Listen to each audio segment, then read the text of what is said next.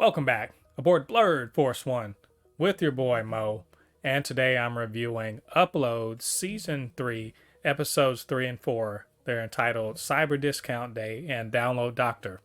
So, what did I think about them, and should you be watching? And before we get into this review, get down there, hit like on this video. Well, Cyber Discount Day is upon us. If you didn't know, this is apparently in the future, in the very near future. Black Friday basically overtakes Thanksgiving, and it becomes an actual national holiday.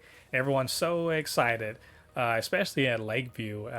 Nathan is very excited about it. Ingrid not so much because she broke as hell. And also, Luke's just like, yeah, this is the best. But Alicia, she's not super happy about it because she has to work on it and she can't show off her new apartment and her fancy copier to her family, which we do get to meet her family in this particular episode. And out in the real world, Nathan and Nora, they're poor, so they go and shack up with Nathan's mom at a let's just call it a new age housing project. It looks like they studied Squid Game and they're like, let's just make apartments out of that. So but they have to, they got to go get work, and Nora's like, well, I'll do some work at Lakeview remotely while you go out and try to get your temp on. And also, David Cho's just kind of like, I'm not going crazy, we're gonna figure something out about. I know I saw Nathan somewhere, even though I see him here. It's weird. So this is a very interesting episode. This continues the unbelievably cynical outlook that the writers of this show have with regards to this future. Remember, this is a comedy, but man, this is a dark future. It's so dark that, like I said, basically Black Friday is Thanksgiving, and everyone, like in Lakeview, it's yet another way to fleece the people who live there, and they got this big buffet that's planned out, and Ingrid, we find out, just don't got the money. She just don't got the money. And she's trying to figure out how to make it seem like it's all right. It's kind of like a poor parent trying to explain why Christmas isn't going to come for the kids. In the real world, we see even more of the downside of this future, where Nathan, because he's undocumented, he's trying to get a temp job, and it's just all sorts of like garbage jobs, like literally garbage jobs, where he has to go pick things up, pick up actual garbage. We also find out that his friend and partner, that when they created Freon, is deceased. So clearly, the whole conspiracy got to him. And I hope we find out about that in the future. And we just see like what's it like to slum it out in out in L.A. for the people, and it's pretty much sucks. It's as if Skid Row said, "Hey, let's take over like most of the city." And so I like this because so far we've seen a lot of what are the rich and well-to-do doing. It's time we saw what it's like to live like most of the people, and it appears to suck. We also see Alicia's family. Alicia, she does have to work. So she's basically overseeing the AI as Cyber Discount Day is going on, and Cyber Discount Day in Lakeview seems to play out like it's like let's have Thanksgiving, but at Walmart or at Amazon, which I also want to note is pretty good of them to. They have not shit on Amazon yet, but they're making it pretty clear, without saying Amazon's name, that they are kind of shitting on them and their hyper consumerism. And I really like that. I really like how they're sort of sticking it to them, and but it does sometimes feel a bit hollow because they can't really say their name. But Alicia, she's moved on up to the east side, and she's got her new apartment and everything, and her little cousin is using the massaging wall to basically pleasure himself. But everyone's all like sort of she's in a new bougie ass house, and they're kind of sticking their nose up and sticking their nose, their hands in and looking everywhere and all that stuff, and messing with her fancy printer and everything like that, and more or less stressing her out like you would if you had people coming over for Thanksgiving. But she also has to work, and Luke, being helpful, unhelpful, he he takes AI guy to the side and starts quote training him, which I think that is a hilarious and also sort of meaningful thing that's going on, and you see it play out later in the episode, that Alicia is kind of the mom to AI guy, and for whatever reason, Luke becomes the dad to AI guy. So he teaches AI guy about weekends and resting and not having to work all the time, and it's a lot of it's really jacked up stupid stuff, but essentially gets AI guy to be like, no, we're not working unless we get some time off, and we want to enjoy the holiday, and it kind of gets Alicia to sort of bend and say, okay, we're gonna have we'll have a little special meal after all of the festivities are done. And I love that that all pays off really beautifully, where Alicia and Luke and a few of the AI guys have basically Thanksgiving dinner, or sorry, Cyber Discount Day dinner, and especially after she does all this work and they sort of ruin the ham and all this other stuff with messing with the printer, and she does all this work, and her family is, they just don't really appreciate what she did and don't wait for her. They're not, they're just basically taking her for granted, and she goes back to the Lakeview, and the AI guys and Luke have waited for her so they can have their little meal. And I thought that was cute, sweet. Like, Luke and Alicia, come on, we want to see it, right? And it's a nice little moment to know, like I said, they're kind of like parents to these AI kids, and I think it's really a nice little move. Meanwhile, in the real world, we find out that Ingrid has to actually work a damn job. Surprise! It's so funny seeing her in the real world, not dolled up, not like made up and everything. She's having to work for a living to maintain the Nathan copy, and she works at basically the same little hug suit place that she originally rented from, and just like unglamorous. And Nathan finds out about this, and he also finds out that she's seeing somebody else, which of course is copy Nathan. Just they're both sort of like, oh, everything's fine, and I'm alive in the real world, and it's a bit of a weird, awkward, but mostly pleasant meeting. But it does lead to some like fun jokes at her expense, or not jokes, I guess some interesting laughter at her expense later on when he tells Nora about it. Speaking of, Nora finds out that there's a copy of Nathan in Lakeview, and this actually introduces a bit of odd body shaming, because I think it's just because Nathan is so conscious of being fit and hot and everything, that he's noticed that he's putting on weight in the real world that he didn't have before, and other people are noticing it too. Nevaeh, patting his stomach, his mom patting his stomach, Nora patting his stomach, and saying that his duplicate is more muscular. It's all this stuff just giving him a complex, and the whole episode ends on a cliffhanger with him getting a nosebleed. So cat's out of the bag. His symptoms are, sort of progressing. His head didn't explode though. So, good episode. Really, really enjoyed it. There's a lot of fun to be had with kind of poking fun at consumer culture and the way people are about, the gluttony of that particular holiday, that's morphed into a literal just consumer holiday. But also just the movement forward on relationship things on here. Nora and Nathan, they're getting into their stride, but Alicia and Luke, they continue to be like dancing around each other in a fun way, and I do enjoy it. Not just like Alicia getting her, she's just glowing up, and I love it. Episode 4, the download doctor. Now we know Nathan's having these nosebleeds. Time to go see a professional about it, in particular the guy that created the download procedure, Dr. Kapoor, And so, in order to get there, they have to, Nora and Nathan have to fly in a cargo drone. So, again, another sort of uh, not so subtle dig at Amazon, who are very much trying to make this a thing in the real world. But this is a literal big old crate that they can fly in.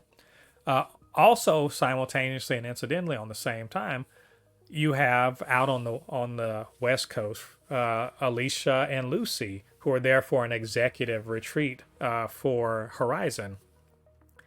And we find out in this one that Lucy, she's her husband divorced her because of all the, she doesn't respect him or whatever. We found out from the previous episode, and but she's there just kind of like, I'm gonna have you on my wing at this thing.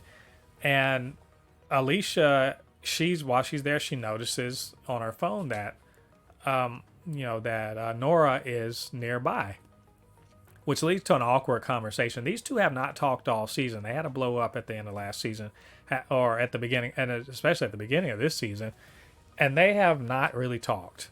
And now that they talk, it's weird, and she knows that Nora is lying about being in L.A.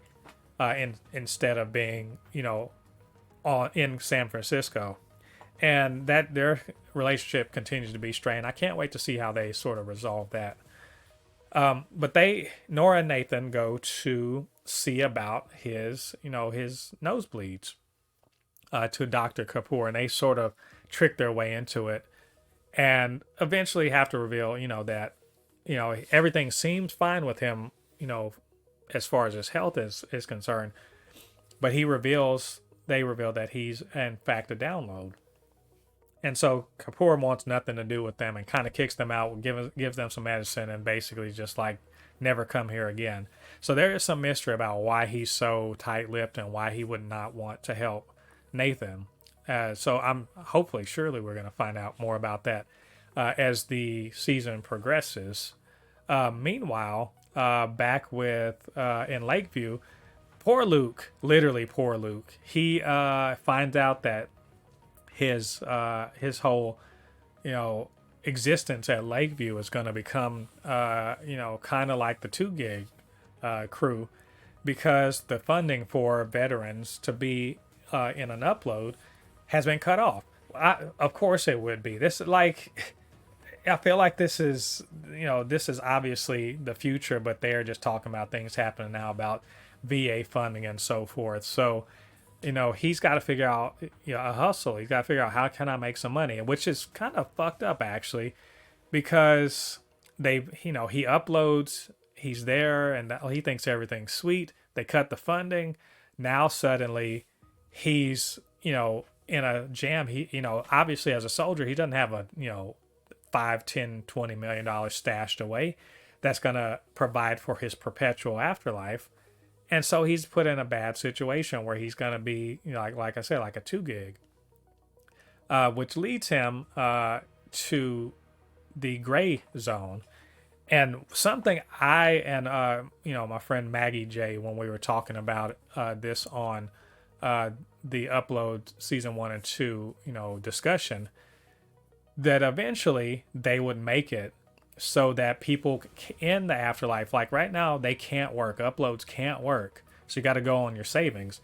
But they are going to eventually make it so they can work and have a perpetual servitude, essentially. You have workers that never will stop working as long as you have electricity. And lo and behold, we see this. There's a great kind of an underground, sweatshop, if you will, call center in the gray zone for uploads, who are in dire straits for money because, again, they can't earn any money as dead people. Therefore, they kind of do this on the side. And we find out there are, in fact, legislation to try to open that up, which I wouldn't be surprised Choke and his cronies probably are pushing for that. Like I said, perpetual servitude, digital slavery, call it what you will. Some bullshit is what I say. But Luke, he's very single-minded. Everybody in there is single-minded. He's good at making sales to people to upload or whatever. Selling, basically. And it sounds like he's selling insurance, but that's not quite true.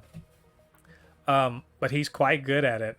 And it gets him his money, but also it gives him an eye on an opportunity, which is to abduct an AI to sell to these people in the gray area.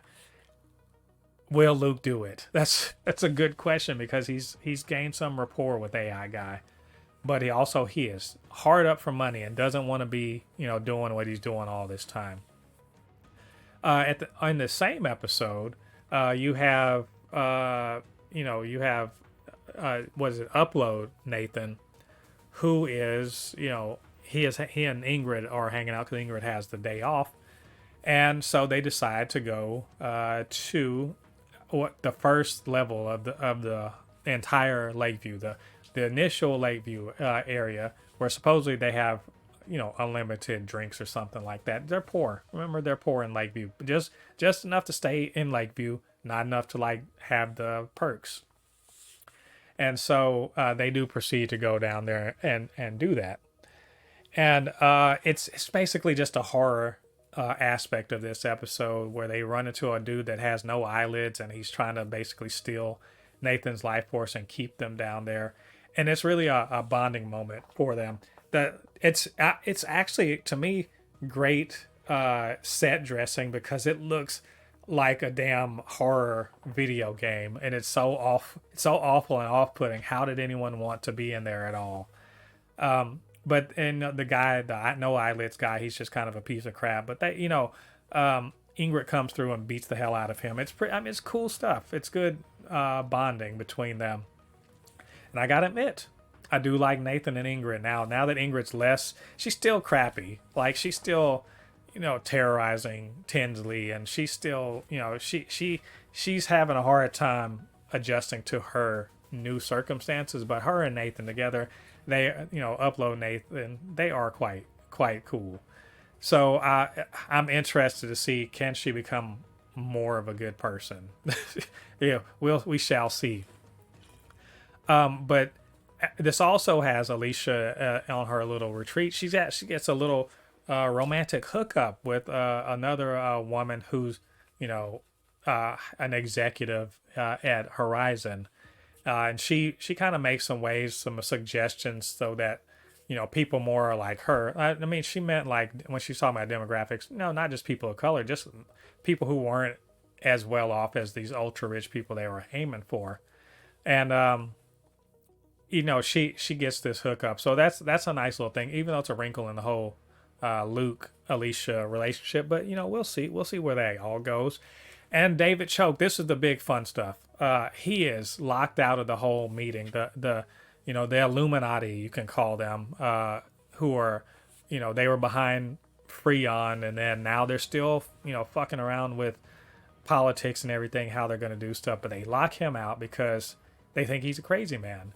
And so he's been kind of been bossing Ivan around the whole time, but he's like, I'm gonna go I'm gonna download into a robot body, I'm gonna crash this thing.